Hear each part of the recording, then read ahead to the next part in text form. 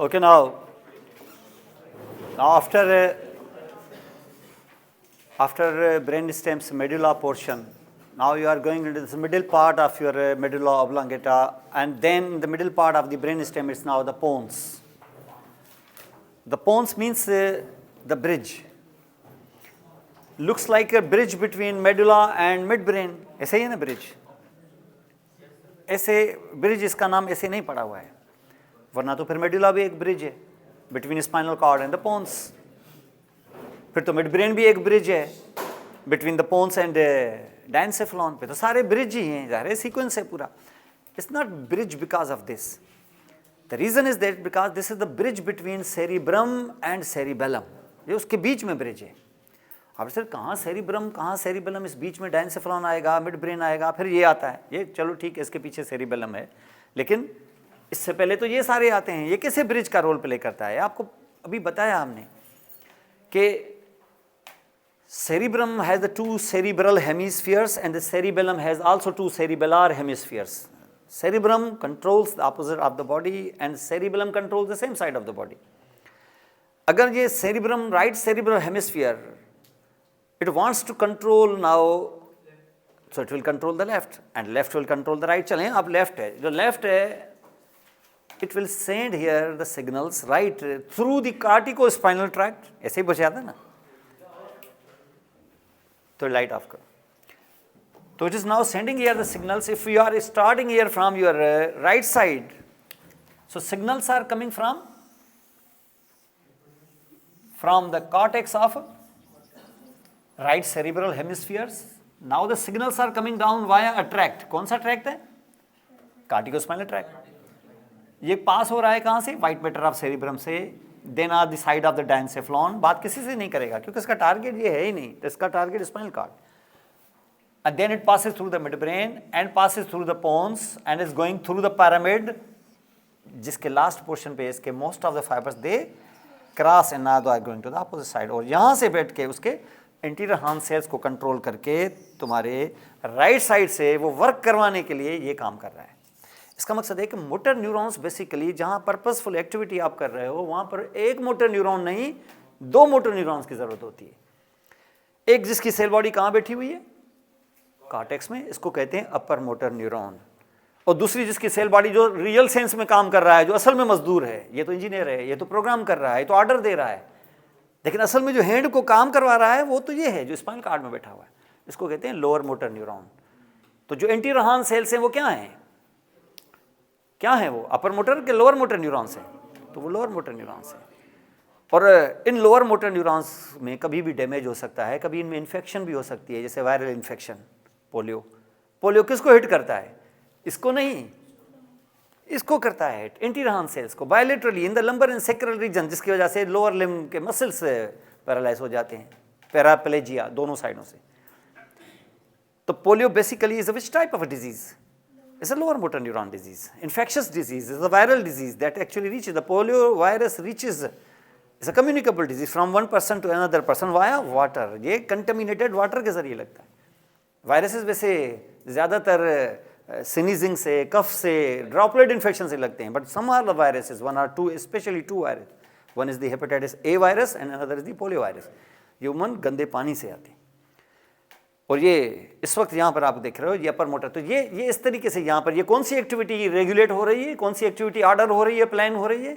Voluntary motor activity. For this voluntary motor activity you need now the assistance and the guidance of help of cerebellum also.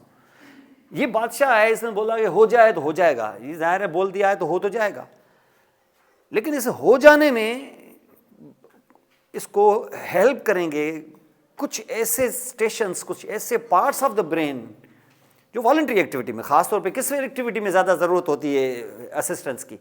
Voluntary. तो voluntary activity में इसको मदद करेगा cerebellum. अब ये activity किस तरफ हो रही है, कौन सी साइड पे? राइट साइड पे, लेकिन ऑर्डर कौन कर रहा है? Left side. अब ये एक्टिविटी ऐसे ही हो गई है, सिर्फ सेरिब्रम और हैंड के बीच में इंटरेक्शन चल रहा है कि सेरिबेलम भी आएगा? अब सेरिबेलम आता तब है, जैसे सेरिबेलम बेसिकली सर्वेंट है किसका? सेरिब्रम का. लेकिन सर्वेंट है तो जब तक मालिक सर्वेंट को बोलेगा नहीं तब तक सर्वेंट करेगा नहीं। हालांकि सर्वेंट देखेगा कि मालिक को ज़रूरत है, फिर भी टांग नहीं अड़ाता है वो। आपने देखा अमूमन कि अगर ज़रूरत है, अगर कोई चीज़ उठा नहीं पा रहा है तो सर्वेंट खामखा हाथ नहीं उसमें डालते हैं। मकसद कहने का ये कि सर्वेंट को जब तक कहेगा नहीं तब तक उसकी मदद को आएगा नहीं। तो इसका मकसद यह है कि ये जब मालिक जो है वो अपना काम करने के लिए जा रहा है तो क्या सिर्फ जाएगा या अपने सर्वेंट को उठाता हुआ जाएगा, बोलेगा उसको, या यहाँ से गुजरेगा तो सर्वेंट देख लेगा कि मालिक को ज़रूरत है तो मैं भी जाऊँ, जब मालिक उसको उठाएगा उसको बोलेगा। सेरिबेलम को जब तक आप कहोगे नहीं वो कभी भी नहीं करेगा। आप बैठे हुए हो, कितनी बीमारियाँ सेरिबेलम की ज़ाहिर ही नहीं होंगी जब तक आप काम ना करो। तो काम करने के साथ ये क्या करेगा, ये कार्टिकोस्पाइनल जो फाइबर्स हैं क्या यही आएंगे कि ऐसे भी फाइबर्स आएंगे, उनमें से 1-2% ऐसे भी फाइबर्स होंगे जो सेरिबेलम को जगाने के लिए भी आएंगे। तो इसका मकसद ये है कि जहाँ से कुछ फाइबर्स ऐसे भी होंगे जो इसके साथ ही रन करेंगे और ये कहाँ जाएंगे, सेरिबेलम के पास। और सेरिबेलम ब्रेन स्टेम में मिड ब्रेन, पोन्स और मेडुला ऑब्लांगेटा से एक रास्ता जा रहा है सेरिबेलम की तरफ पेडंकल्स की शक्ल में। यही तो 3 रास्ते हैं, superior cerebellar peduncle, middle cerebellar peduncle, inferior cerebellar peduncle. अब कौन सा पेडंकल आप समझते हो मोस्ट एप्रोप्रिएट है इस पर्पस के लिए? सुपीरियर। क्यों? वो ऊपर है इसलिए शायद, चले लॉजिक है कि भाई ऊपर है पहले वो आता है। असल में चलो लॉजिक है दोनों गलत, लेकिन यह है कि चलो पीछे लॉजिक तो है, ऐसे ही नहीं बोल दिया कि ये है, ठीक है ना, लॉजिकल है, चलो ठीक है सर, वो क्रॉस कराना है, सेम साइड पे पहुंचाना है उसको, बात लॉजिकल है दुरुस्त, लेकिन आंसर सही नहीं है। वजह यह है क्योंकि सेरिबेलम बेसिकली वो पैदा कौन से घर में हुआ था? क्या मिड ब्रेन के पीछे पैदा हुआ है? क्या मेडुला ऑब्लांगेटा के बेडरूम में पैदा हुआ है कि पोन्स के बेडरूम में पैदा हुआ है? वो है ही पोन्स का आउट ग्रोथ है बिहाइंड से, वो है ही पोन्स का हिस्सा, वो पोन्स के पीछे ही होता है, वो पोन्स के पीछे ही ग्रो किया। ये आज इतना बड़ा सा नजर आ रहा है ना आपको कि इवन मेडुला का हाफ भी छुपा रहा है, तो ये मेडुला के हाफ छुपाने में इसको 2-2.5 लाख साल लगे हैं। ये ऐसे नहीं कि तुमने कल बोल दिया सेरिबेलम तो आज सेरिबेलम इतना बड़ा पड़ा हुआ है, ऐसे नहीं भाई। ये ह्यूमन बीइंग में आहिस्ता आहिस्ता डेवलप हुआ है। किसी ज़माने में सेरिबेलम खुद ही नहीं था, जब तो मालिक ही नहीं था तो नौकर क्या पहले से ही आ जाएगा क्या? मालिक ने अभी कोई फैक्ट्री खोली नहीं है तो पहले से क्या चार्टर्ड अकाउंटेंट रख देगा क्या? या पहले मुंशी रखेगा? तो दुकान में तो मुंशी रखेगा ना फिलहाल। तो पहले जब सेरिबेलम ही इतना छोटा था तब तो सेरिबेलम भी छोटा सा ही था, लेकिन आज सेरिबेलम इतना बड़ा हो गया है तो उसने सेरिबेलम भी कुदरत ने उसको इतना ही बढ़ा दिया है, उतना नहीं दिया है जितना वो खुद है, ठीक है ना। अब मकसद है कि इसहाक डार के पास इतने ही पैसे होंगे क्या जितने नवाज शरीफ के पास होंगे क्या? उतने आधे होंगे, छुपाए हुए हैं तो और बात है, बाकी ये है कि उतने नहीं होंगे उसके पास। तो वो जो बॉस है उसके पास वो बड़ा है। तो इसका मकसद ये कि ये जो सेरिबेलम है वो ग्रो कहाँ हुआ है? वो पोन्स के पीछे ग्रो हुआ है। तो इसलिए कौन सा पेडंकल है जिसके ज़रिए उसको जाना है? बेस्ट पेडंकल कौन सा होगा जिसके ज़रिए वो सेरिबेलम को जगाने के लिए आएगा? मिडिल सेरिबेलर पेडंकल से आएगा। लेकिन मिडिल सेरिबेलर पेडंकल में ये जो रेड कलर के फाइबर्स मैंने उतारे हैं ये खुद ये किस साइड से उतरे हैं? लेकिन लेफ्ट वालों का टारगेट कौन सा साइड है? राइट साइड है। तो जब ये लेफ्ट वाले उतरे होंगे और इन 2 सेरिबेलर हेमिस्फीयर्स, ये मैं अभी यहां बना रहा हूं, ये सेरिबेलर हेमिस्फीयर, ठीक है ना, ये इतना बड़ा है, ये है पोन्स के पीछे, लेकिन इतना फूक गया है ऐसे बड़ा कि आपको ये नजर आ रहा है, जैसे ये करें ना ऐसे, तो ये साइडों से सामने से नजर आ रहा है, लेकिन है एक्चुअली कौन सा स्ट्रक्चर है? बैक का स्ट्रक्चर। और ज्यादातर किसके पीछे है? पोन्स के पीछे। और ये और बात है कि ग्रो होके ऐसे आ गया है बैक का स्ट्रक्चर है। जब ये बैक का स्ट्रक्चर यहां देख रहे हो तो इसका मकसद है कि ये जब लेफ्ट उतरेगा तो यहां 2 सेरिबेलर हेमिस्फीयर है। तो ये जो लेफ्ट से उतर रहा है ये रेड कलर का ट्रैक्ट, ये इसका नौकर जो है वो ये लेफ्ट सेरिबेलम है कि राइट सेरिबेलम है? क्यों? क्योंकि राइट सेरिबेलम को बोलेगा तो एक्टिविटी राइट साइड पे चल रही है, तो ये सेरिबेलम किस तरफ मदद को पहुंचेगा? राइट की तरफ। और इसका टारगेट भी कौन है?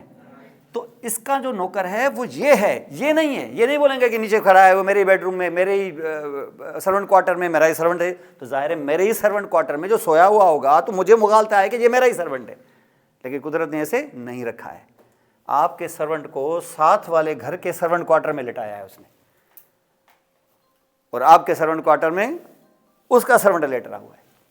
इसका मकसद यह है कि आप बाहर निकलते हुए अपने सर्वेंट क्वार्टर से उस सर्वेंट को उठाएंगे, या बाहर निकल के साथ वाले घर के सर्वेंट क्वार्टर से उठाएंगे अपने सर्वेंट को। समझे क्यों? क्योंकि सेम साइड नहीं है। ये है अपोजिट साइड, ये है सेम साइड। इसका मकसद ये है कि ये जो रेड कलर का जो ट्रैक मैंने उतारा है, इसको मैं क्या सेम साइड लेके जाऊं कि अपोजिट साइड लेके जाऊं? समझ गए? तो इसको मैं अपोजिट साइड लेके जाऊंगा। लेकिन ये अपोजिट साइड ये खुद नहीं जा सकता। ये नहीं है कि ये फाइबर है, कोई स्टील का बना हुआ है, मैं टर्न करा दूंगा इसको, ऐसे नहीं करूंगा मैं। ये जिम्मेदारी मैं दूंगा पोन्स को। भैया तुम्हारे घर में सोया, ऐसे आएंगे कि आप किसी के घर में दाखिल होके पियोन को उठाएंगे, आप उस घर का दरवाज़ा खटखटाएंगे, वो जाएगा जाके सर्वेंट क्वार्टर से आपके सर्वेंट को उठा के ले आएगा। खुद नहीं जाएंगे आप उसके घर में घुस के।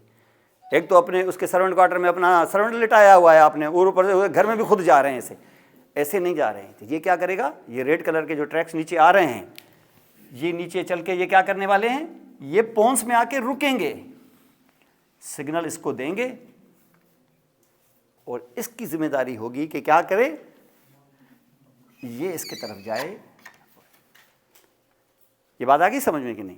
ये खुद नहीं करेंगे कि ऐसे करके ऐसे चले जाएं।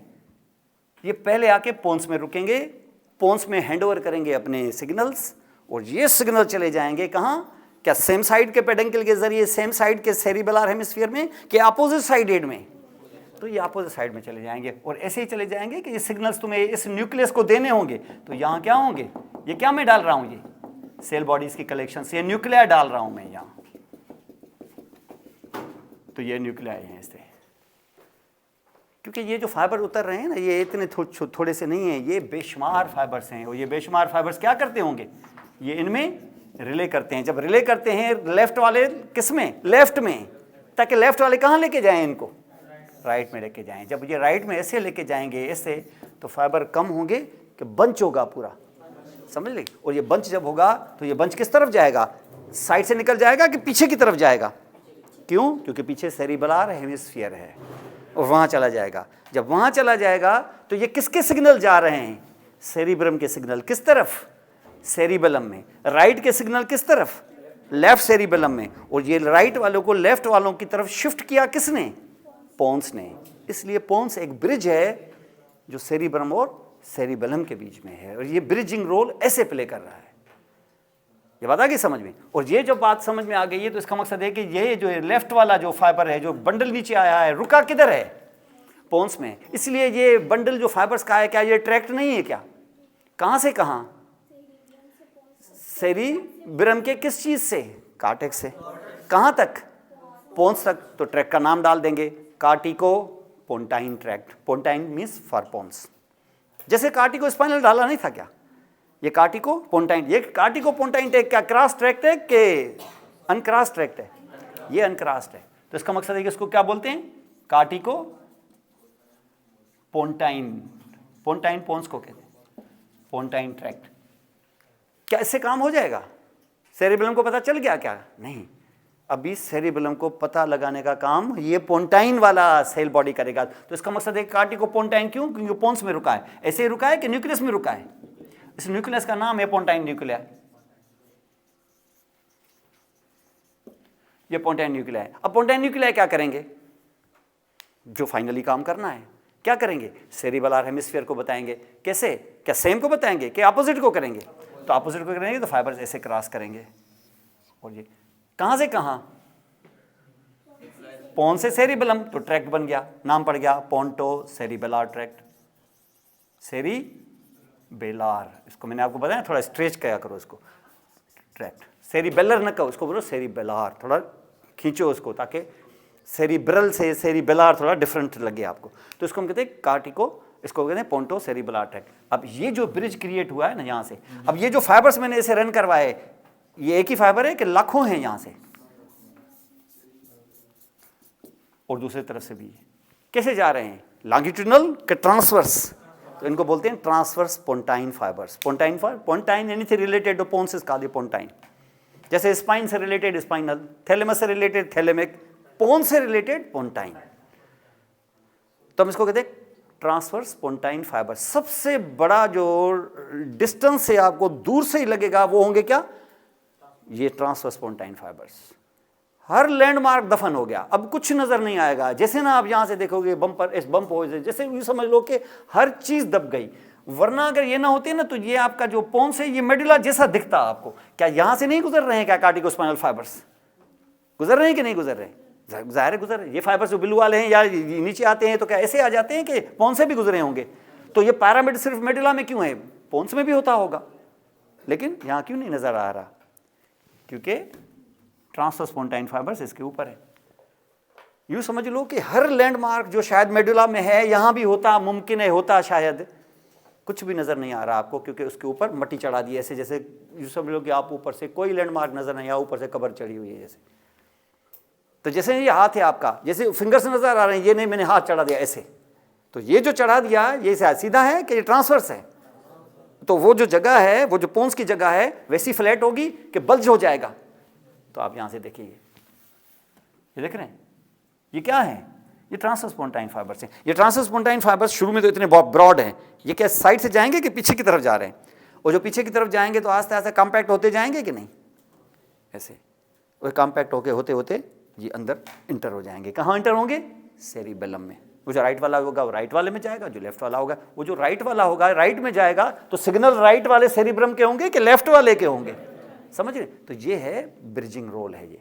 और एक दफ़ा सेरिबेलम को पता चल गया कि मेरा बॉस जा रहा है ये काम करने के लिए, मुझे भी बोल के गया है कि वहाँ पहुँचो, तो ये भी किसी न किसी तरीके से वहाँ पहुँचेगा। और जब पहुँचेगा तो दोनों मिल के काम करेंगे। आर्डर उसका चल रहा होगा, ये कोऑर्डिनेट करेगा, क्योंकि सेरिबेलम का काम है क्या? कोऑर्डिनेशन। काम तुम्हारा हाथ से चल रहा है, लेकिन किस वक्त कितना टोन चाहिए, क्या चाहिए, सारा काम सेरिबेलम करेगा, हेल्प करेगा उसको। वो हेल्प तब करेगा जब कोई काम करोगे। अगर बॉस नहीं करना चाह रहा कोई काम तो सेरिबेलम भी सोया हुआ होगा, लेकिन जब बॉस करने की कोशिश करेगा तो उसके 4-5% फाइबर नीचे उतार के इसको जगा के जाएगा, ये भी वहाँ पहुँचेगा। तो ये दोनों साथ मिलकर काम करेंगे। तो जो ये काम कौन करा रहा है? ये पोन्स करा रहा है। तो इसका मकसद है कि जब पोन्स के ये ट्रांसवर्स पोंटाइन फाइबर्स बल्ज करेंगे तो फिर मेडुला और इस ट्रांसवर्स पोंटाइन फाइबर्स के बीच में क्या सल्कस नहीं बनेगी क्या? दो सल्कस को ये देख लो, ये सल्कस है और ये सल्कस सिर्फ इसके बीच में बनेगी कि सल्कस मिड ब्रेन और इसके बीच में भी बनेगी? क्योंकि ये जो बल्ज हो गया तो ये देखिए उभर के आ गया। जब उभर के आ गया तो मेडुला थोड़ी उभरा है इतना, या मिड ब्रेन थोड़ी उभरा है, तो इससे क्या हो जाएगा? ये सल्कस क्रिएट हो जाएगी, एक ऊपर एक नीचे। जो ऊपर वाली है उसका नाम है सुपीरियर पोंटाइन सल्कस, जो नीचे है उसका नाम है इंफीरियर पोंटाइन सल्कस। दोनों सल्काए के बीच वाले एरिया का नाम पोन्स है। और पोन्स में ये जो फाइबर जा रहे हैं, तो ये जो फाइबर्स हैं यहाँ से तो ब्रॉड होके जा रहे हैं। क्या ये ऐसे ही ब्रॉड होके जाएंगे कि आस्ते आस्ते पीछे की तरफ जाएंगे, ये कॉम्पैक्ट हो जाएंगे? ऐसे कॉम्पैक्ट होके अंदर चले जाएंगे सेरिबेलम में। जब कॉम्पैक्ट हो जाएं तो तुम इसका नाम डाल दो पेडंकल। कौन सा पेडंकल? Middle cerebellar peduncle. तो ये फाइबर्स का बंडल कॉम्पैक्ट होके सेरिबेलम में अंदर चले गए तो बन गया वो मिडिल सेरिबेलर पेडंकल। तो इसको कॉल्ड है मिडिल सेरिबेलर पेडंकल, तो उसको मिडिल सेरिबेलर पेडंकल कहते हैं।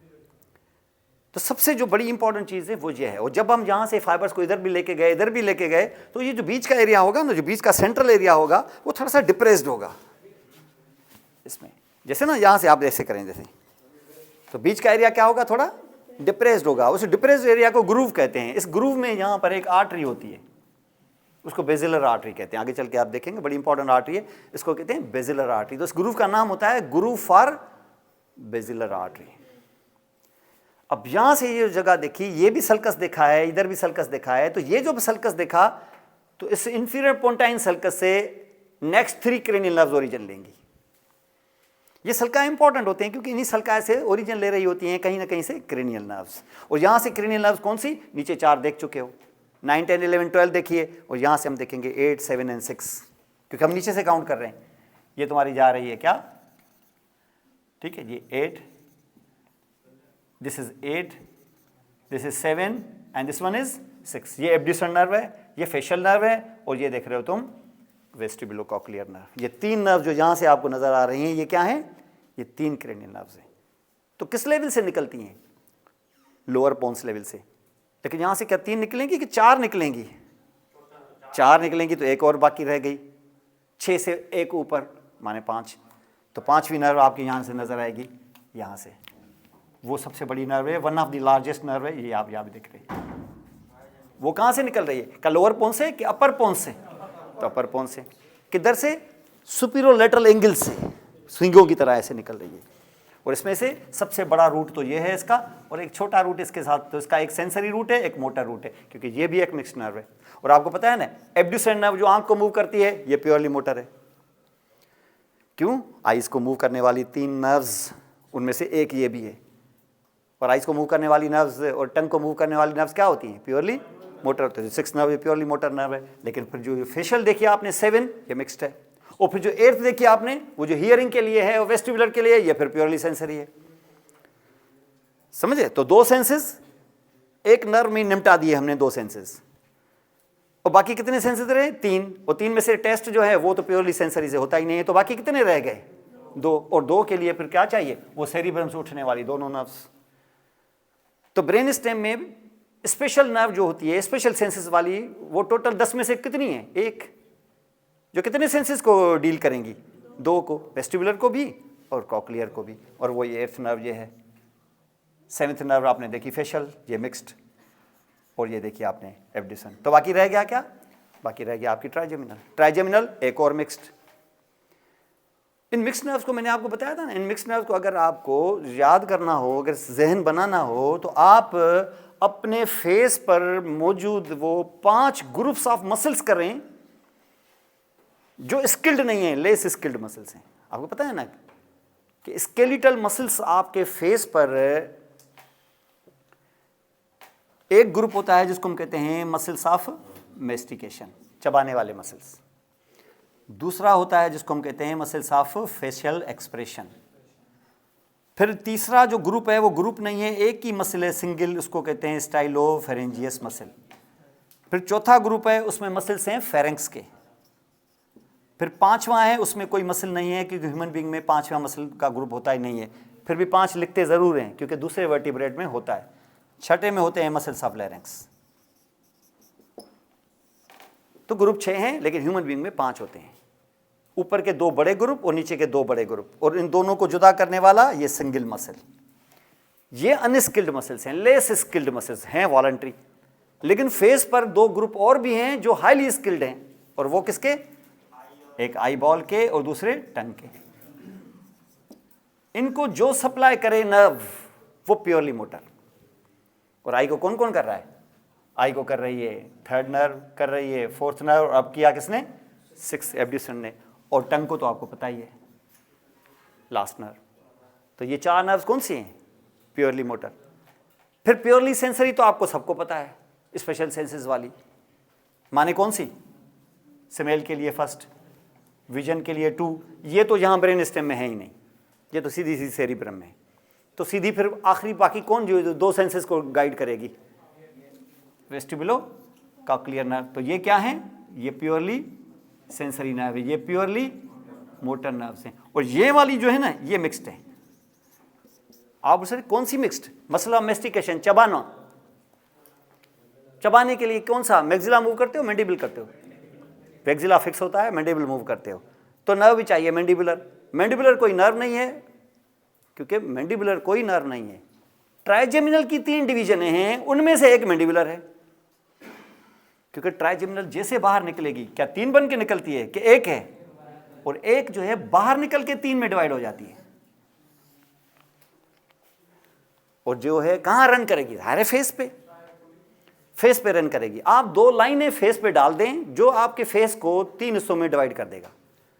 एक ये जो आपकी आंख है, उसकी जो लेटरल एंगल है, यहां से निशान डाल के यहां लकीर डाल दें ऐसे, और दूसरी लकीर डाल दें ऐसा ही जो आपका लिप है, लिप के लेटरल एंगल से एक लकीर डाल दें, तो आपके कितने हिस्से हो गए? 3। ये जो ऊपर का हिस्सा है जहां आंख है, वहां जो नर्व जाएगी उसका नाम होगा ऑफ्थेल्मिक नर्व। ऑफ्थेल्मोलॉजी आपने सुना होगा। तो ये पहली डिवीजन, इसका नाम क्या है? ऑफ्थेल्मिक नर्व। दूसरी जो डिवीजन होगी इस लाइन और इस लाइन के बीच में, ये कौन सा बोन है? मैक्सिला, तो उस नर्व का नाम पड़ जाएगा मैक्सिलरी नर्व। और जो तीसरी डिवीजन है यहाँ से लेके नीचे तक, तो ये सप्लाई करेगी किसको? तो उसका नाम होगा मैंडिबुलर नर्व। ये जो मैंने आपको यहां बताया, ये कहां से निकला? इस सिंगल नर्व से निकला है, जिसके कितने हेड हैं? 3 हेड, तभी इसका नाम है ट्राइजेमिना। इसको इसलिए नाम दिया गया ट्राइजेमिनल नर्व। एक गई इधर, एक गई यहां पर। क्या करने गई है? क्या मोटर एक्टिविटी के सेंसरी एक्टिविटी? मैक्सिला को मूव करेगी, यहां से मसल को मूव करेगी। क्या ऑप्थेल्मिक में आंख को मूव करेगी? वो आंख के लिए 3 नर्व्स पहले ही दी हुई हैं, तो चौथी ये भी करेगी, तो सारी आंख को मूव करेंगी क्या? तो उसको भी मूव नहीं करेगी, इसको भी नहीं करेगी। तो ये किस काम के लिए है? ये सेंसरी नर्व। तो मैंडिबल में भी क्या करेगी? यहाँ से सेंसेशन लेके जाएगी। आप बोलोगे सर अभी आपने बताया कि मसल मास्टिकेशन, तो ये अभी जो मैंने डिवाइड करवाया है ये इसका सेंसरी रूट है। तो ट्राइजेमिनल नर्व डोमिनेंटली एक सेंसरी नर्व है, लेकिन मैंने तो बताया कि ये मिक्स्ड नर्व है, क्योंकि इस ग्रुप में जितनी भी नर्व्स आएंगी वो कौन सी वाली होंगी? मिक्स वाली होंगी। अभी ये जो मैंने डिस्ट्रीब्यूट किया ये इसका मोटर पोर्शन है कि इसका सेंसरी पोर्शन डिवाइड किया मैंने? तो अब जो है ये सेंसरी है, लेकिन इसके साथ लेटा हुआ है एक मोटर रूट भी। अब इस मोटर रूट को क्या करूं? क्या मैं इसके भी 3 टुकड़े करूं, 2 करूं, कि इसके टुकड़े ना करूं? नहीं, छोटा भी हो फिर भी क्या है, छोटा सा है तो फिर नहीं डिवाइड करें? डिवाइड कर सकते हैं, छोटा सा है, थोड़ी चीज़ें हैं, थोड़ा थोड़ा दे सकते हैं। आब ज़मज़म इतना होता है 50 लोग पी जाते हैं, ऐसे थोड़ी है कि छोटा सा गिलास है तो सही नहीं दे, एक घूंट दे दो सबको। यहाँ ऑफ्थेल्मिक में देना, अल्लाह ताला देना चाहे तो थोड़े फाइबर दे सकता है, ऑफ्थेल्मिक को भी नहीं दे रहा है। क्यों? क्योंकि आई को मूव करने के लिए तुम्हें पहले ही 3 नर्व दे दिए हमने, तो उसको नहीं देंगे। मैक्सिला की तरफ भेजेंगे नहीं, क्योंकि मैक्सिला मूव ही नहीं करता है, लेकिन मैंडिबल मूव करता है मैस्टिकेशन के लिए। इसके लिए ये पूरा का पूरा मोटर रूट किसको देंगे? सिर्फ मैंडिबुलर को देंगे। तो ट्राइजेमिनल के 2 डिवीजनें जो होती हैं ये प्योरली सेंसरी होती हैं, लेकिन ट्राइजेमिनल की मैंडिबुलर डिवीजन मिक्स होती है। और ट्राइजेमिनल के सारे मोटर फाइबर किसको मिलते हैं? जाके मैंडिबुलर को मिलते हैं। तो आप सीधा सीधा कह दो कि बाबा खुद ट्राइजेमिनल क्या कहलाएगी? प्योरली सेंसरी, प्योरली मोटर के मिक्स्ड नर्व। क्यों? क्योंकि ट्राइजेमिनल के मोटर फाइबर्स उसकी एक डिवीजन में मिलते हैं, तो इट्स अ मिक्स्ड नर्व। तो मसला मैस्टिकेशन के लिए कौन सी नर्व चाहिए आपको? ट्राइजेमिनल नर्व चाहिए। मिक्स्ड है कौन सी? ट्राइजेमिनल नर्व, तो 5th नर्व। फेस के लिए कौन सी मसल, कौन सी नर्व चाहिए? Facial nerve. स्टाइलोफेरेंजियस के चाहिए ग्लासोफेरेंजियल नर्व। फेरेंक्स और लेरेंक्स इतना नीचे, वैसे तो देखा जाए फेरेंक्स को अलग चाहिए, लेरेंक्स को अलग चाहिए, लेकिन इतना नीचे किसी और को इजाजत ही नहीं है। एक ही नर्व को इजाजत है जो इतना नीचे जा सकती है, तो कौन होगी? तो वेगस होगी। तो फेरेंक्स को भी वेगस और लेरेंक्स को भी वेगस, तो सीधा बोलो कि दोनों को वेगस। तो कितनी हो गई मिक्स्ड नर्व्स? 4 मिक्स्ड नर्व्स हो गई। 4 मिक्स्ड नर्व्स। कितनी है मोटर? 3। क्यों? हाइपोग्लासल भी तो है। और सेंसरी कितनी? तो 4 और 4 8 और 3 11। ये तो 11 हो गई। 12वीं तो आपको पता है वो है ही एडिशनल नर्व, इजाफी नर्व, वो एक्सेसरी नर्व है, उसको अलग से हम काउंट कर सकते हैं। लेकिन अगर आप बज़िद हैं कि नहीं मैं भी उसको कहीं ना कहीं रखूं, तो चलो मोटर में रख देना, लेकिन थोड़ा डिस्टेंस करके रखो, क्योंकि जब जायदाद का बंटवारा होगा तो इसको हिस्सा नहीं मिलेगा। क्योंकि दादा बाबा जब बांटेंगे ना, तो आप सब में बांटेंगे, पोतों में, उसमें बावर्ची को नहीं देंगे। भली बावर्ची जब खाना बन रहा होगा तो उसके हिस्से का खाना भी बनेगा, लेकिन जब जायदाद का बंटवारा आएगा तो वो ऑफिशियली मेंबर नहीं है घर का। तो ये 11th नर्व ऑफिशियली नर्व्स का, क्रेनियल नर्व्स का हिस्सा नहीं है। वो क्यों आई थी यहाँ पर, ये आपको मैंने पहले बता दिया था। तो ये जो है हिस्सा, तो ये है आपकी ट्राइजेमिनल नर्व। इस बहुत इंपॉर्टेंट नर्व है। ये आपको पता है कि पूरे फेस की, फेस में माने कहाँ तक? हाफ तक। मैंने बताया पीछे नहीं, पीछे तो मामला ही स्पाइनल नर्व्स का है। तो यहाँ फेस तक, यहाँ से लेके ये एरिया से लेके पूरा, जहाँ भी हाथ लगाओगे, जिस जगह पे लगाओगे, ये ट्राइजेमिनल का कोई ना कोई डिवीजन। यहाँ लगाओगे फोरहेड पे तो ऑफ्थेल्मिक, यहाँ लगाओगे तो मैक्सिलरी, अपर लिप तक मैक्सिलरी, यहाँ से नीचे आओगे तो फिर मैंडिबुलर, और फिर तो मूवमेंट भी मैंडिबुलर। ये ट्राइजेमिनल है। और इस वक्त जो आप सामने से देख रहे हो ट्रांसस्पोंटाइन फाइबर्स और ये सारा सिलसिला, और इसके साथ ये attachment of the cranial nerve, 4 cranial nerves, इसको मिला के हम कहते हैं पोन्स। और पोन्स भी बड़ा इंपॉर्टेंट है, क्योंकि आप देखें यहाँ से, अगर फेस है जैसे, तो फेस के जो मसल्स आप भी करते हो, या जैसे आप यहाँ पे हाथ लगा रहे हैं, तो हाथ लगाने से आप यहाँ पे देखो, हाथ अगर आप फॉर एग्जांपल एक चीज़ आप यहाँ पे देखें कि आप अगर एक कॉटन सॉप जो है वो आप अपने आंख के कंजक्टिवा के अंदर ऐसे ऐसे इस तरीके से रखेंगे तो आंख ऐसे खुली रखेंगे कि एकदम से बंद कर देंगे, या ऐसे ढीठ बन के नहीं आप करें मुझे ऐसे होगा? आप किस नहीं ऐसे कैसे होगा? आप करके देखें, वो आंख बंद कर देगा वो रिफ्लेक्सली। हाँ, अगर आप करें कि नहीं मुझे करना नहीं है, ऐसे करके आप ऐसे करते रहें और तो आपकी मर्जी है, लेकिन इस तरीके से यहाँ पर रिफ्लेक्स होगा।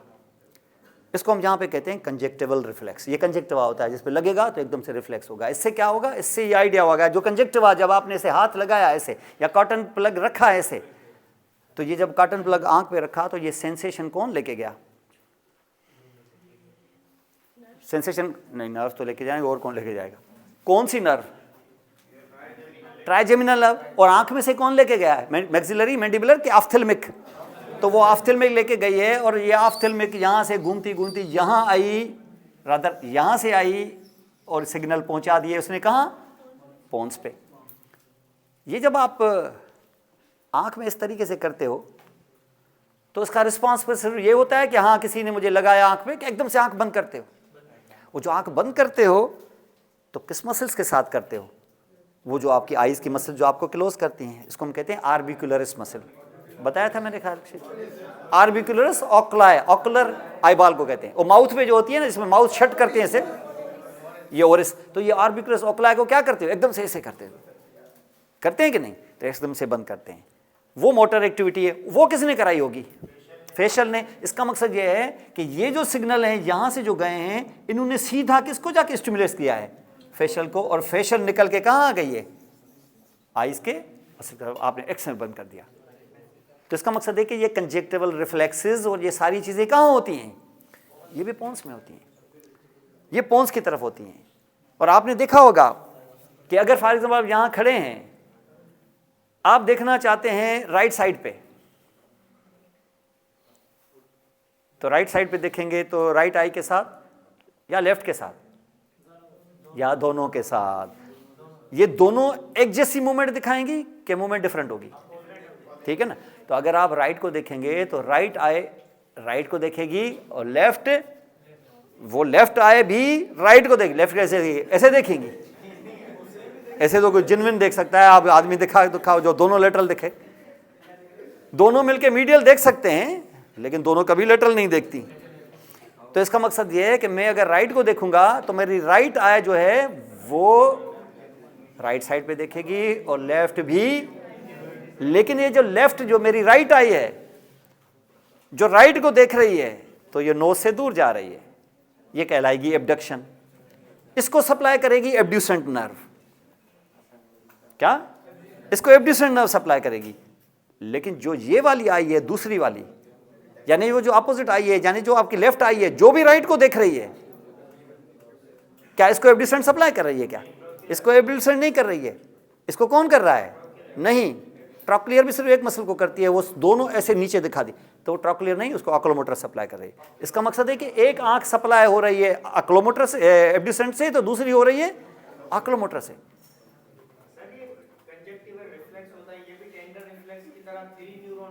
नहीं, ये रिफ्लेक्सेस हमेशा ट्यू न्यूरॉन पे होते हैं।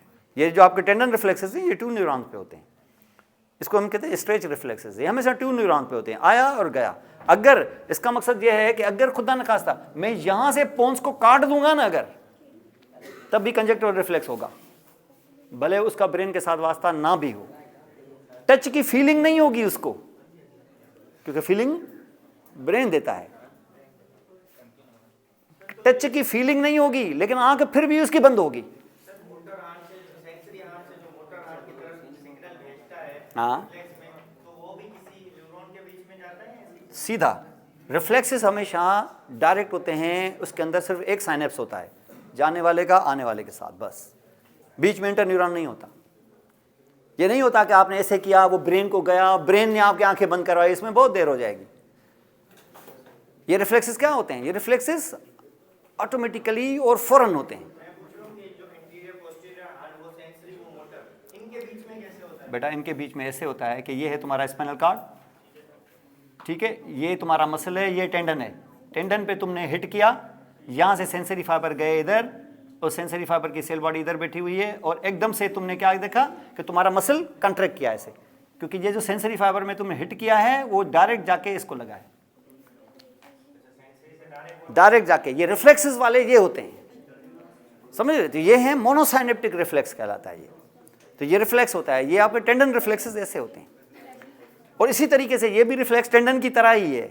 इसका मकसद ये है कि मैं अगर ब्रेन की तरफ सिग्नल ना भी भेजूं ना, फिर भी उस पेशेंट का, यानी पेशेंट कोमा में भी होगा ना, फिर भी आप हाथ लगाएं तो शायद वो आंख को बंद कर ले, क्योंकि ये यहां तक रिफ्लेक्स है। ये रिफ्लेक्सेस है, यहाँ पे इसको कंजक्टिवल रिफ्लेक्स कहते हैं, ये सारी चीजें। लेकिन ये जो आप कॉन्जुगेशन कर रहे हो, कॉन्जुगेशन यानी यहां से दिख रहा है आपको, बोले यहां देखो तो देखें आंखें ऐसे करेगा, दोनों काम कर रही हैं, लेकिन एक आंख चले इधर, दूसरी मूव ही ना करे। इसका मकसद ये है कि अंदर मूवमेंट में वो जो कोऑर्डिनेशन है उसमें गड़बड़ है, इसको कॉन्जुगेशन कहते हैं।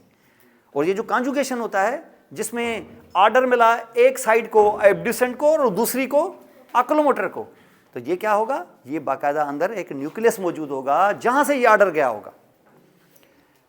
तो ये काम भी पोन्स में होता है। ये किस किस्म की मूवमेंट हो रही है, ये क्या कॉन्जुगेशन वर्टिकल हो रही है कि हॉरिजॉन्टल हो रही है? तो ये हॉरिजॉन्टल कॉन्जुगेशन है। इस किस्म के न्यूक्लियाई भी कहाँ मौजूद होते हैं, इस किस्म के भी सेंटर किधर मौजूद होते हैं, ये भी पोन्स में मौजूद होते हैं। अंडरस्टैंड? तो pons is very very important from that point of view. और 4 किडनी नर्व्स तो निकल ही रही हैं।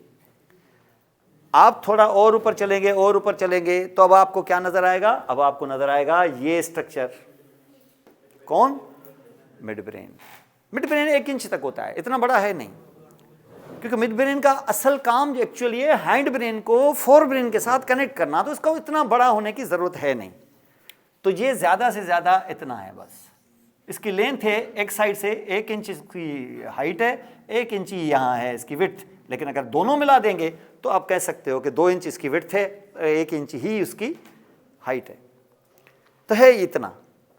और जब आप इसको यहाँ से देखोगे तो अब ये जो मिड ब्रेन है, तो मिड ब्रेन में अगर यहाँ देखो उस स्पाइनल कार्ड से मैच करो उसको, तो आगे से जब आप देखेंगे तो ये मिड ब्रेन में अंदर क्या मौजूद होगा, सेंट्रल कैनाल, और यहाँ से grey matter, central grey matter. हर जगह ऐसा ही होता है, तो यहाँ भी वैसा ही है।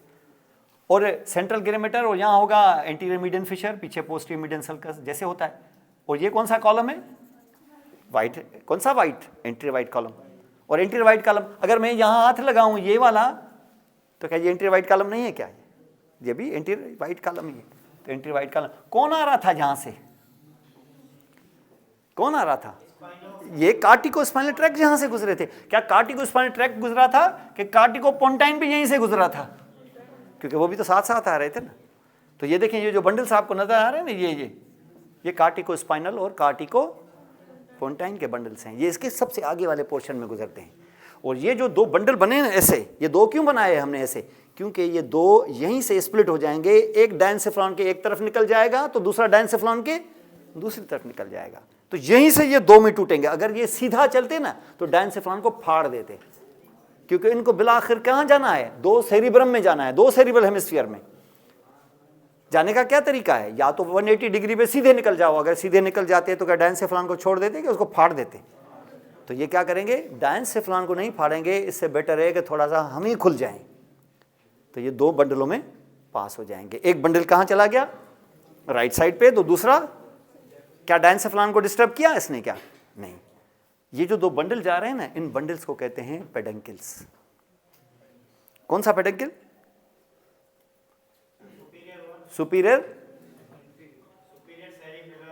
पेडंकल, ये सेरिबेलम को जा रहे हैं, ये सेरिबेलम को गए हैं कि मैं करूं सुपीरियर सेरिबेलर पेडंकल नाम डालूं मैं इसका। जैसे पहले तो सेरिबेलम में नहीं जा रहे, अगर जा भी रहे होते हैं तो क्या फ्रंट से जाते हैं, सेरिबेलम फ्रंट में होता है क्या या पीछे होता है, तो इसका मकसद है कि ये सेरिबेलर पेडंकल नहीं है। पेडंकल नाम सुन के हमेशा 25 साल में मैंने पढ़ाया है इस ब्रेन को, कम से कम को 200 बैचेस को, और जब भी मैं उनको बोलता हूँ इस पेडंकल का नाम डालो, सभी यही बोलते हैं सुपीरियर सेरिबेलर पेडंकल। अभी रिसेंटली कल भी एक ग्रुप डीपीटी वालों का मैंने पढ़ाया है, और इससे 2 हफ्ते पहले मेडिसिन का ग्रुप पढ़ाया है। सबसे मैंने मिड ब्रेन में पूछा, सभी ने बोला सुपीरियर सेरिबेलर पेडंकल। ये नहीं सोच रहे हैं कि पेडंकल ये सेरिबेलम में जा ही नहीं रहा है, जा रहा है क्या, सेरिब्रम में जा रहा है, तो इसका नाम है cerebral peduncle of mid brain. तो आप बोलेंगे सर फिर वो सुपीरियर सेरिबेलर पेडंकल किधर गया? भाई जब वो आएगा तब बताएंगे उसका भी।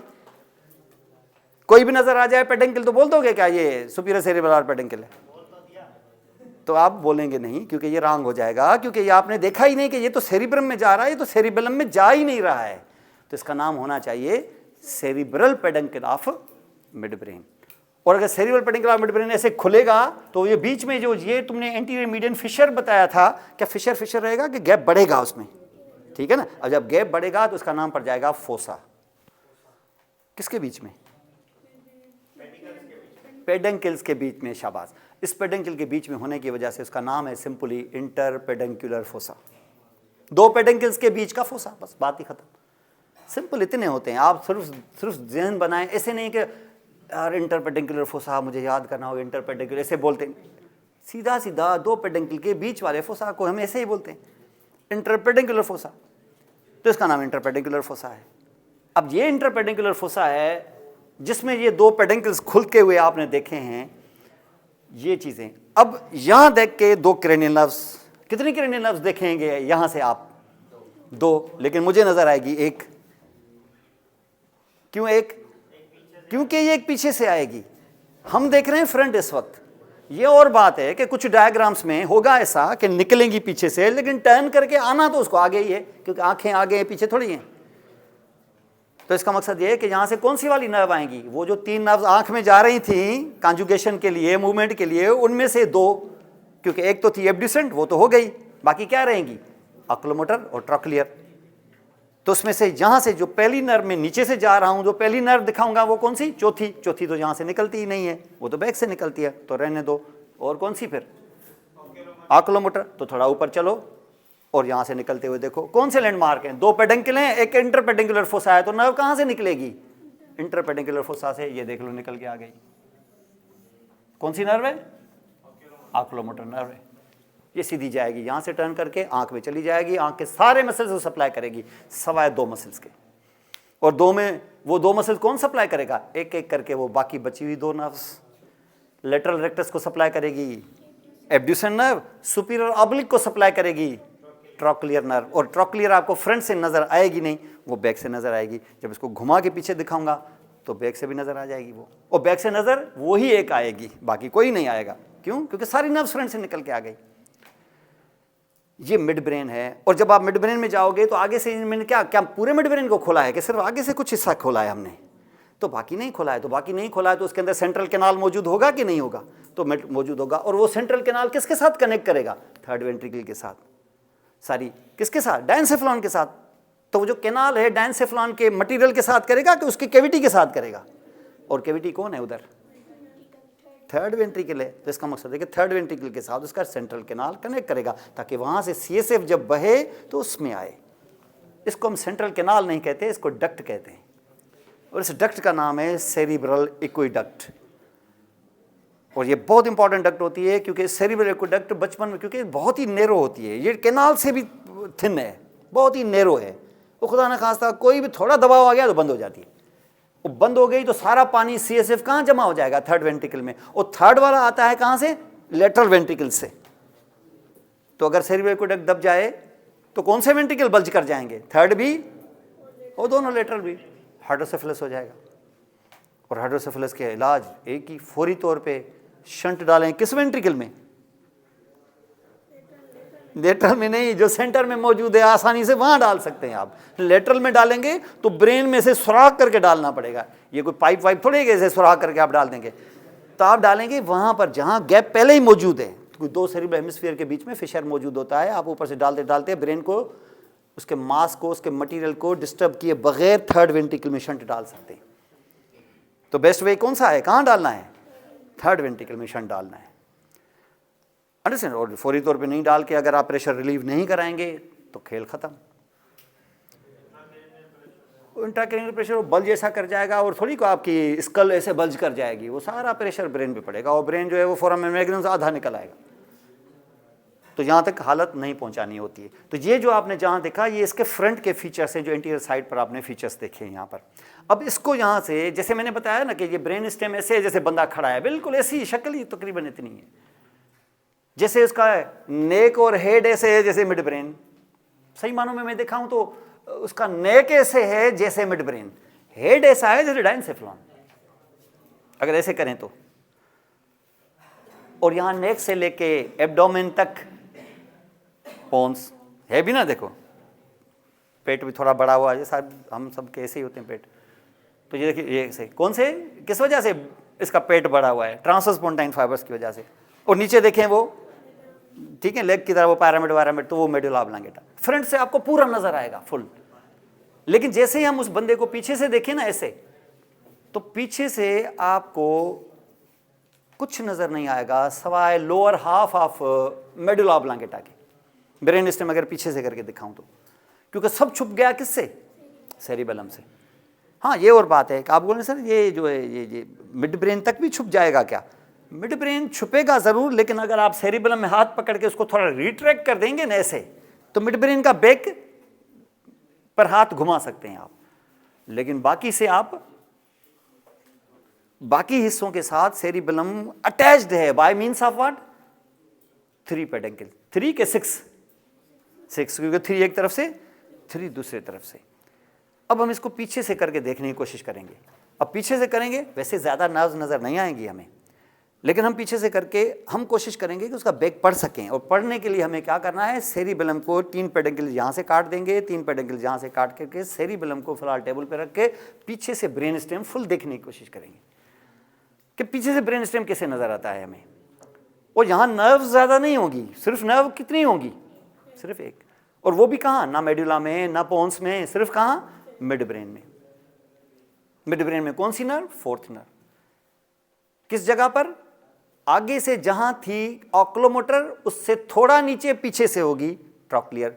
अब सर वो थोड़ा नीचे क्यों होगी? क्योंकि वो नंबर में चौथी है। और आपको पता है नर्व्स के नंबर जो हैं वो हायर टू लोअर काउंट किए हुए हैं वहां पर। ये नंबर ऐसे नहीं दिए हुए हैं कि फर्स्ट मेरे अपनी मर्जी से डाल दूं, सेकंड अपनी मर्जी से डाल दूं, ये लेवल वाइज होते हैं जहां ब्रेन के अंदर। तो इसका मकसद ये होगा कि 4th नर्व मिड ब्रेन के अपर मिड ब्रेन से निकलेगी कि लोअर मिड ब्रेन से निकलेगी? नर्व्स ही 2 होती हैं, 3rd एंड 4th। तो 3rd will from upper midbrain level and 4th will from lower में। ये और बात है कि 3rd from interpeduncular fossa from the front and 4th will be from the back, but at the lower level. अब हम इसको पीछे की तरफ मैं आपको ब्रेन स्टेम दिखाने जा रहा हूं, इसको देखें यहाँ पर, वो बहुत इंपॉर्टेंट है पीछे की तरफ, वो बड़ा डिफरेंट। चले ये भी एक डायग्राम देख लें जो अभी आपने पढ़ा, वो थोड़ा सा इसको दूसरे डायग्राम में भी देखें। इसमें सेरिबेलम भी लगा हुआ है बैक साइड से, वो हमने हटाया नहीं।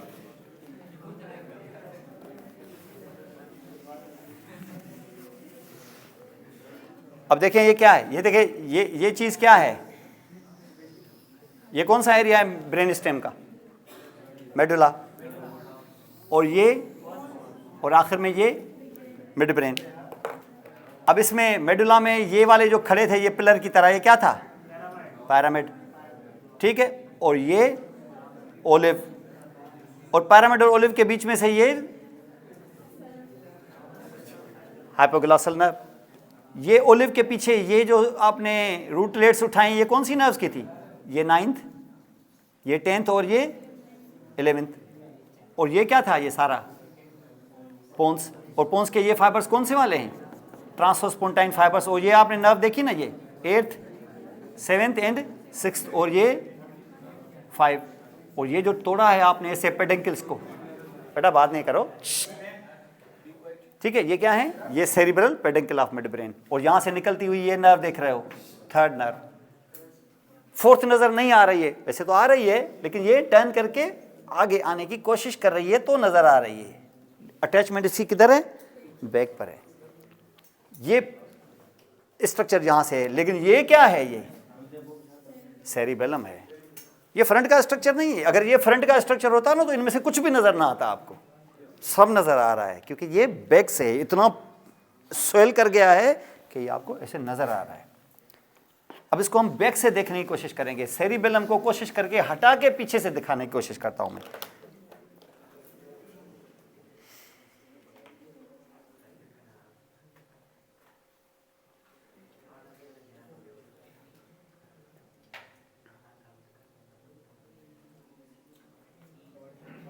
चलिए इस पे थोड़ा सा नजर डालें आप।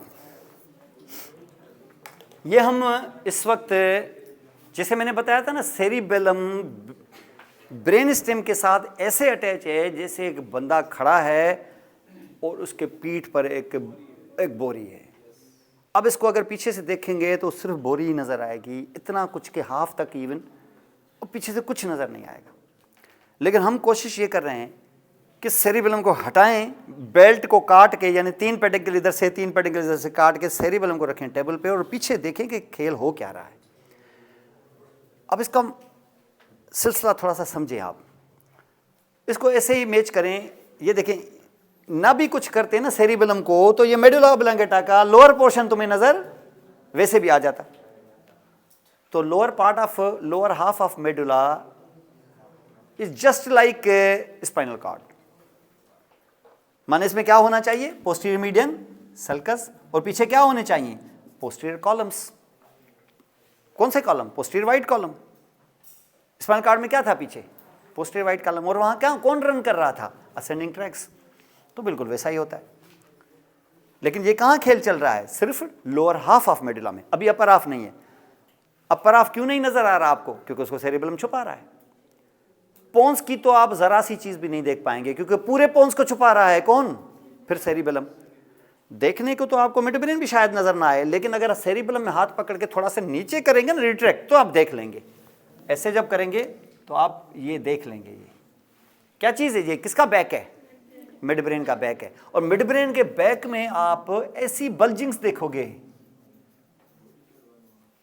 ये क्यों बल्जिंग्स हैं? क्योंकि इसके अंदर सेल बॉडी की कलेक्शंस हैं। तो सेल बॉडी की जो कलेक्शंस हैं, 2-2, 4-4 लाख सेल बॉडीज की कलेक्शन जो पड़ी हुई है, तो क्या ऐसे दबा हुआ फ्लैट होगा कि बल्ज करेगा? अगर वो अरेंजमेंट गोलाई माइल है तो बल्ज की शक्ल भी गोल होगी। ऐसी गोलाइयों को हम कहते हैं कॉलिक्यूलस। क्या बोलते हैं? कॉलिक्यूलस। अब ये टोटल मिला के 1 इंच का है। मैं एक साइड दिखा रहा हूं। ये जो न्यूक्लियस अंदर फंसा हुआ है ना, जो न्यूक्लियस की सेल बॉडी की कलेक्शन, वो ये नहीं है कि ये इतना बड़ा है कि एक बल्ज बनाए। आधे इंच में एक बल्ज है और अगले आधे इंच में एक और बल्ज है। तो फिर क्या होंगे? एक साइड पे एक होगा कि 2 होंगे? यानी टोटल मिला के कितने होंगे? 4। 2 लेफ्ट पे, 2 राइट पे। ये होता है, इसको हम कहते हैं सुपीरियर कॉलिक्यूलस, इसको बोलते हैं इंफीरियर कॉलिक्यूलस। ये क्या चीज है? ये बैक ऑफ मिडब्रेन है। तो आप बोलेंगे सर पोन्स तो दिखाया ही नहीं, अपर हाफ मेडुला भी नहीं दिखाया आपने। भाई इसको मैं कैसे दिखाता? वो तो छुपा हुआ है किसमें? सेरिबेलम में। अब सेरिबेलम क्यों इतना मजबूर है इसको पीछे से इतना छुपाने में? क्या है इसके अंदर ऐसा? अब इसके अंदर क्या खेल चल रहा है, उठाएंगे तो आपको पता चलेगा। लेकिन उठाने से पहले आप देख ले उसको। आप समझ लें कि ये स्पाइनल कॉर्ड ही है, इट्स लाइक दिस। कौन? मेडुला का अपर हाफ और पोन्स। बाकी तो देख लिया आपने। मिडब्रेन का बैक देख लिया। चलें, मिडब्रेन का अगर बैक देख लिया तो क्या सिर्फ बैक देखेंगे कि ये वो बात आ गई है जहां पर एक क्रेनियल नर्व भी निकली हुई होगी। एक क्रेनियल नर्व है ना इधर भी। कहां है? ज़ाहिर है मिडब्रेन में। कौन सी लेवल पर है? अपर कॉलिक्यूलर लेवल पर कि लोअर कॉलिक्यूलर लेवल पे? क्योंकि तुम्हारे पास है 3rd and 4th। तो यहां कौन सी है? 3rd के 4th? 4th। अगर 4th है तो वो अपर कॉलिक्यूलर पे होनी चाहिए कि लोअर पे होनी चाहिए? तो लोअर कॉलिक्यूलर पे होनी चाहिए। तो ये लोअर कॉलिक्यूलर पे ये नर्व आपको निकलती हुई नजर आ रही है। ये देखिए, ये smallest of all cranial nerves ये है, स्मॉलेस्ट ऑफ ऑल। ये वाहिद क्रेनियल नर्व है जो बैक से निकलती है। इसके यूनिकनेस देखें आप इसमें, जिसकी वजह से ये बाकियों से डिफरेंट कैसे है। स्मॉलेस्ट ऑफ ऑल, सबसे छोटी, बेबी नर्व सबसे। Number 2, this is the only nerve that emerges from the back. अब इसका ये जो बाहर मैंने इसके ये निकाले हैं, ये क्या होते होंगे? एक्सॉन्स होते होंगे ना। ये नर्व्स क्या होती हैं? एक्सॉन्स के बंडल। तो एक्सॉन्स के बंडल ऐसे निकल आते हैं कि सेल बॉडी भी होती है?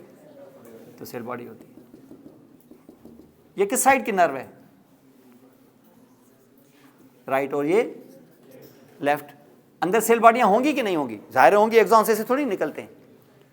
अंदर सेल बॉडी होगी, न्यूक्लियस होगी। ये राइट नर्व है। इसका न्यूक्लियस किस तरह बैठा होगा, राइट के लेफ्ट? राइट। सबके ऐसे ही होते ही नहीं। जितने भी तुमने नर्व देखी थी उनके न्यूक्लियाई कहाँ बैठे हुए थे? जिस साइड की थी उस साइड पे।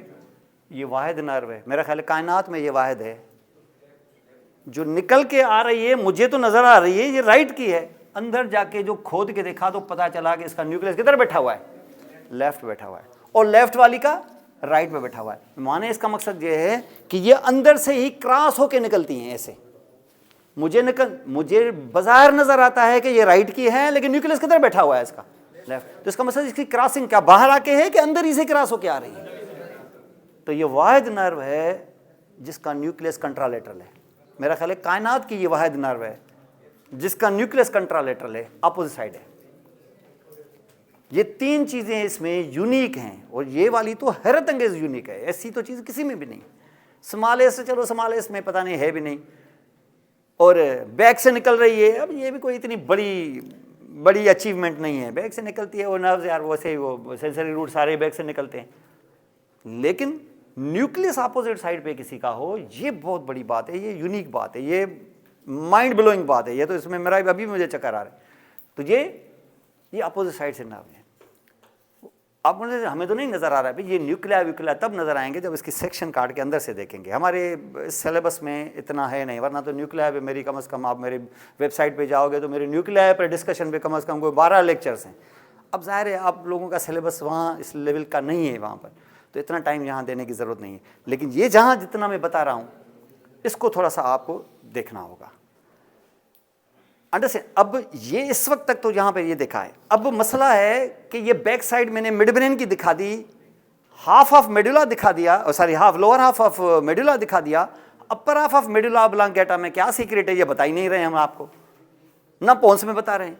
अब देखो है क्या, ये मेडुला, ये पोन्स, या इवन स्पाइनल कार्ड भी ऐसे ही था पीछे, और पीछे क्या होता था उसके? Posterior median sulcus.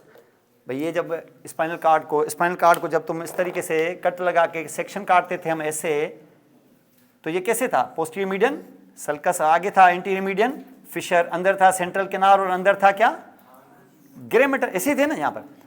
अब बैक साइड से ये देखें, यहाँ से अपर मेडुला में और फुल पोन्स में, फिलहाल समझें ऐसा ही है। मेडुला, पोन्स, मिड ब्रेन, सब में क्या है? Posterior median sulcus. अब हम क्या करते हैं, इस पोस्टीरियर मीडियन सल्कस में अंदर ऐसे चाकू डाल देता हूं, छुरी डाल देता हूं, ऐसे अंदर करके बाहर निकाल लेता हूं। ऐसे अंदर करके जब बाहर निकाला तो उसकी जो कटिंग एज थी वो गीली हो गई। किसको लगी होगी? ये गीली क्यों हुई? CSF लग गया इसको। इसका मकसद है कि मैंने इसको अंदर डालते डालते सेंट्रल कैनाल तक लेके गया हूँगा, और वहाँ CSF मौजूद है, उसमें गीली हो गई होगी। यही हुआ है ना यहाँ पर। इसको मैं निकाल लिया मैंने, लेकिन मैंने ये क्या किया है, इसके पूरे ब्रेन स्टेम में मैंने नहीं डाली है, मिड ब्रेन में मैंने नहीं डाली, लोअर हाफ ऑफ मेडुला में मैंने नहीं डाली। मैंने क्या डाला? अपर हाफ ऑफ मेडुला और पोन्स में डाली है यहाँ पे। अब मुझे बताएं, ये ब्रेन स्टेम पीछे से पूरा खुलेगा, या अपर पोर्शन और लोअर पोर्शन नहीं खुलेगे, बीच में से खुलेगा? ठीक है ना, ऐसे भी ये जो बीच में से ऐसे खुला तो CSF पीछे बह जाएगा कि नहीं? क्योंकि ये क्या खोला तुमने? सेंट्रल कैनाल खोल दिया पीछे से। सेंट्रल कैनाल जो खोल दिया पीछे से, तो ये कैनाल रहा कि कैविटी बन गई। इसका नाम वेंट्रिकल बन जाएगा। अब इसको कैविटी नहीं कहोगे, अब इसको सेंट्रल कैनाल नहीं कहोगे, अब इसको क्या कहोगे? इसको कहोगे वेंट्रिकल। अब ये वेंट्रिकल किस में मौजूद है? ब्रेन स्टेम के किस हिस्से में? फुल पोन्स में और पूरे मेडुला में, कि हाफ मेडुला में? हाफ मेडुला में, अपर हाफ में। यही अगर नीचे चला गया तो किस में कंटिन्यूस हो जाएगा? लोअर हाफ ऑफ मेडुला में। और लोअर हाफ ऑफ मेडुला में वेंट्रिकल होगा कि सेंट्रल कैनाल होगा? वही सेंट्रल कैनाल। और ये फिर ऊपर कंटिन्यूस होगा किस में? मिड ब्रेन की कैविटी में, मिड ब्रेन के कैनाल में। उसका नाम कैनाल है कि उसका नाम सेरिब्रल एक्वेडक्ट है? तो इसका मकसद है कि वो सेरिब्रल एक्वेडक्ट ऊपर किसके साथ कनेक्टेड है? थर्ड वेंट्रिकल के साथ। नीचे किसके साथ कनेक्टेड है? इस वेंट्रिकल के साथ, फोर्थ वेंट्रिकल के साथ। तो सेरिब्रल एक्वेडक्ट दो वेंट्रिकल को आपस में कनेक्ट करती है। और ये इस जगह पर आप यहां पे देख रहे हैं। और जो आपने ऐसे खोला यहां पर, तो अंदर आप क्या देखेंगे? CSF जो बह जाएगा, चलो, लेकिन अगर आप अंदर वॉक करें तो ये जो चीज में आपका हाथ लगेगा ये कहलाएगा फ्लोरा फोर्थ वेंट्रिकल। क्या होगा? इस फ्लोरा फोर्थ वेंट्रिकल को अगर मैं दबाऊं यहां से, तो मेरा हाथ व्हाइट मैटर को प्रेस करेगा कि ग्रे मैटर को? ग्रे मैटर को। क्यों? क्योंकि सेंट्रल कैनाल और वेंट्रिकल्स के अराउंड क्या होता है? ग्रे मैटर होता है। तो ये यहां ग्रे मैटर होगा। और अगर ये ग्रे मैटर हुआ तो ये राइट का ग्रे मैटर, ये लेफ्ट का ग्रे मैटर। ऐसे जब बंद था तो ये ग्रे मैटर के एक हाथ था कि इसके दो हाथ थे? एक हाथ था एंटीरियर तो मोटर, और एक हाथ है पोस्टीरियर तो सेंसरी। इन दोनों को जुदा करने वाली सल्कस थी, नाम था उसका सल्कस लिमिटेंस। ये क्या है? सल्कस लिमिटेंस। तो अगर यहां से मैंने इसे खोल दिया ऐसे, तो ये एंटीरियर और ये पोस्टीरियर, लेकिन मैंने दोनों को जो आगे कर दिया, तो अब एंटीरियर पोस्टीरियर के मीडियल लेटरल क्या हो गया? खुलने की वजह से वो मीडियल लेटरल हो गया। तो ये है क्या? ये मीडियल पार्ट है ग्रे मैटर का, और ये, तो ये वाला जो पार्ट है ग्रे मैटर का, ये सेंसरी होगा कि मोटर होगा? जो एंटीरियर था वो मोटर होगा, तो जो लेटरल होगा वो क्या होगा? तो पोस्टीरियर वाला अब लेटरल हो गया, तो लेटरल विल बी सेंसरी। तो यहां जो सेल बॉडीज वगैरह होंगी ये सेंसरी की, और यहां जो सेल बॉडीज होंगी वो मोटर की होंगी। यहां मोटर की, यहां सेंसरी होगी। क्या सिर्फ ये खेल पोन्स में चल रहा है कि यही खेल मेडुला में भी यही खेल चल रहा है? समझ? अपर हाफ ऑफ मेडुला में ओनली, लोअर में तो वैसे ही आपको एंटीरियर पोस्टीरियर वाला ही खेल नजर आएगा, स्पाइनल कार्ड में भी। और ये एंटीरियर पोस्टीरियर वाला, तो ये मीडियल और लेटरल वाला खेल फ्लोरा फोर्थ वेंट्रिकल में नजर आता है। और फ्लोरा फोर्थ वेंट्रिकल सिर्फ किसमें होता है? Upper half of medulla and full pons में। और ये ऐसे जो आपका सीएसएफ पीछे बह जाएगा, वाकई बहेगा कि सेरिबेलम इसको बांध के रखेगा, तो सीएसएफ इसको बहने नहीं देगा। ये सीएसएफ इसको बहने नहीं देगा क्योंकि बेल्ट की तरह बंधा हुआ है कौन? सेरिबेलम। तो जब आप अंदर मौजूद होंगे तो आपका रूफ कौन बना रहा होगा? सेरिबेलम बना रहा होगा। जबकि फ्लोर कौन बना रहा है? ग्रे मैटर बना रहा है। ये समझ गए? ये पूरा जितना भी आप यहां पे देख रहे हो, और यहां से तुम ये फ्लोर क्यों देख पा रहे हो? इसलिए देख पा रहे हो क्योंकि सेरिबेलम को काट के फेंका हुआ है हमने पीछे से, जो पीछे से बैक खुल गया है ऐसे। ये सेरिबेलम क्यों मजबूर था इसको ऐसे बांध के रखने के लिए? क्योंकि बैक साइड से वो खुला हुआ है ऐसे। इस खुले हुए को यहां से बांधेंगे हम, यहां से बांधेंगे तो ये कैविटी रहेगी, कैनाल रहेगा कि कैविटी बन जाएगी, तो ये फोर्थ वेंट्रिकल बन जाएगा। तो इसका मकसद ये हुआ कि थर्ड वेंट्रिकल का सीएसएफ डक्ट से जरिए होते हुए फोर्थ वेंट्रिकल में आएगा, और फोर्थ वेंट्रिकल वाला नीचे सेंट्रल कैनाल में चला जाएगा, और थर्ड वाला दो तरफ के लेटरल वेंट्रिकल से आएगा। ये सीएसएफ की सर्कुलेशन ऐसे होती है। तो आप बोलेंगे सर क्या वेंट्रिकलों में ही घूमता रहेगा? नहीं, ये बाहर निकलेगा। ये मैं आपको बताऊंगा आगे चल के। ये बाहर निकल के ये सबआरेक्नॉइड स्पेस में आएगा, माने इसको हम बाहर निकालेंगे। ये घर का जो अंदर गंदा पानी होता है, क्या पाइपों में अंदर ही घूमता ही रहता है, या एक जगह सुराख होता है जहां से आखिर में बाहर जाता है? ठीक है ना, हर घर में एक बड़ा सुराख होता है जहां से सारा गंदा पानी आखिरी पाइप से निकलता है, और ये पाइप मुख्तलिफ पाइपों से कनेक्टेड होता है। ये ड्रेनेज है जो आपके अंदर से होती है। सीएसएफ की ड्रेनेज भी ऐसे ही है। और कहीं पे भी ड्रेनेज का कोई ब्लॉक हो गया तो हाइड्रोसेफलस हो जाएगी। ये आपको आगे चल के हम बताएंगे कि हाइड्रोसेफलस किस चीज़ का नाम है। वैसे तो आप समझ रहे हैं, लेकिन हाइड्रोसेफलस में कुछ चीज़ें होती हैं जिसको हम कहते हैं कम्युनिकेटिंग, और कुछ होती हैं जिसको हम कहते हैं नॉन कम्युनिकेटिंग हाइड्रोसेफलस। इसको देखेंगे इंशाल्लाह नेक्स्ट क्लास में। Thank you very much.